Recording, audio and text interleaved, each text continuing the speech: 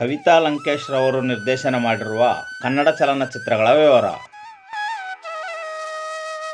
ಕವಿತಾ ಲಂಕೇಶ್ ರವರು ನಿರ್ದೇಶನ ಮಾಡಿರುವ ಮೊದಲನೇ ಕನ್ನಡ ಚಲನಚಿತ್ರ ದೇವಿರಿ. ಎರಡನೇ ಚಲನಚಿತ್ರ ಪ್ರೀತಿ ಪ್ರೇಮ ಪ್ರಣಯ.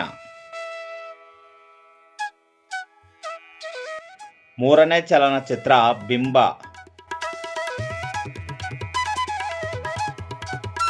ನಾಲ್ಕನೇ ಚಲನಚಿತ್ರ ತನನಂ ತನನಂ. ಐದನೇ ಚಲನಚಿತ್ರ ಅವ್ವ.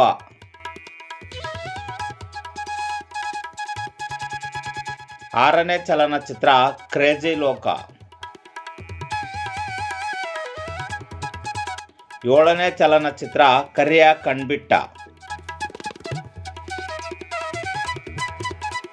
ಕವಿತಾ ಲಂಕೇಶ್ ರವರು ನಿರ್ದೇಶನ ಮಾಡಿರುವ ಎಂಟನೇ ಮತ್ತು ಕೊನೆಯ ಚಲನಚಿತ್ರ ಸಮ್ಮರ್ ಹಾಲಿಡೇಸ್.